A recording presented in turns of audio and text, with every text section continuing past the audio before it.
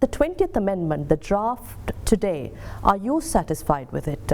I'm asking you this question as a member of the legal profession, not as Minister of Justice. Yeah, as a member of the legal profession, I would have been happier if more liberal kind of an interpretation is given. But government is not members of the legal professions alone. Government has to look at the wider interest of the general public. Let's start off with the dual citizenship matter. What is really concerning here? I mean, even before we talk straight away on the dual citizenship itself, you need to see why this need for 20th Amendment. 20th Amendment is necessitated by the fact that we had a 19th Amendment. So what we are doing is going back on the 19th Amendment. We just had this 19th Amendment for 4 years, that's all. We are going back to the position what was before 4 years. Opposition is trying to portray that we are trying to do something new and bring in some extraordinary powers to the president which he never had.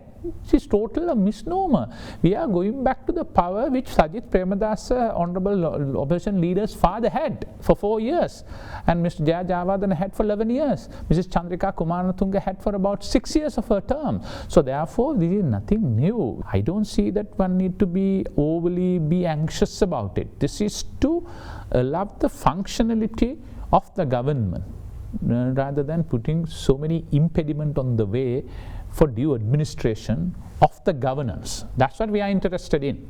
Previous to the 19th Amendment, there was a narrative that the president is too powerful and that there should be changes brought forth in terms of bringing amendments. But has the government looked at these challenges also that were there prior to the 19th Amendment? There are some good positive changes brought about by the 19th Amendment. But the issue is, if you try to look at that issue by issue now and go through a process, that process should have taken 1 year or so for us to finalize it, because the people in the accounting fraternity and the auditing fraternity looks at auditing alone separately. The people in the legal fraternity look in the legal part of it. Some other fraternities on the procurement and the business people are looking at it. So if you want to look at those things and go through a cumbersome process, it will at least take 6 months to 1 year or so. So that's why a new constitution is coming in simultaneously. Right now what we are interested is, there is this changes which are brought about and diluted the power of the president. Now, president was elected by 6.9 million people to get a job done. So 1 year has already gone. If you develop another 1 year of constitutional changes, he will lose the momentum. So when he is here, we want to empower him so that we can achieve our economic targets, our security target, our social target.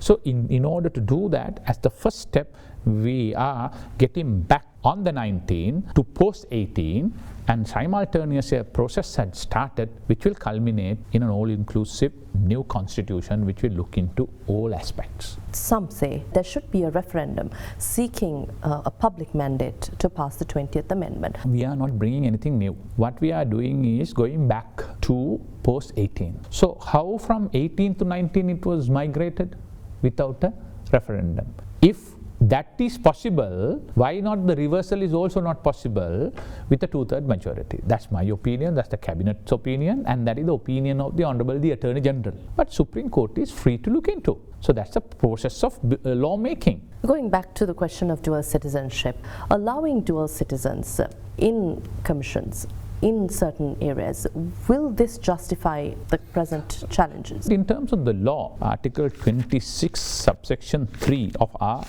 present constitution, no distinction shall be drawn between the citizen of Sri Lanka for any purpose by reference to the mode of acquisition of such status as to whether acquired by descent or by virtue of registration. So once a citizenship is acquired by a person, when he becomes a Sri Lankan citizen, either by registration or descent, you can't discriminate on him.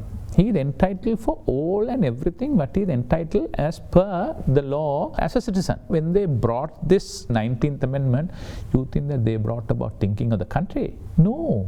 They were looking at ways and means to prevent Rajapaksa from contesting. That's the truth, no? They wanted Mahinda Rajapaksa be blocked. So they brought 2-term limitation. They want to block Namal Rajapaksa. They brought 30 years up to 35. This is Jaya Jayawardena's constitution, UMP constitution. 17 years they ruled on that. Then They thought, who are the other Rajapaksas possibly can contest? They saw Mr. Gotabaya Rajapaksa and Mr. Basil Rajapaksa. Then they introduced dual citizenship. Having introduced, who are the most two powerful officers of those Yapalne government? One, Mr. Mahendran. He not even a Sri Lankan citizen. Leave aside the dual citizenship. He was appointed as the governor. Governor is more powerful than an ordinary member of the parliament. Then they got Mr. Paskarlingam down here. He is normally based in UK. Only when Ranil Wickremesinghe returns, he returns. There are dual citizens who have done yeoman service. If dual citizens were prevented, Gotabaya Rajapaksa wouldn't have been able to act as the defense secretary. And most probably, or possibly, he would have never won the war in 2009.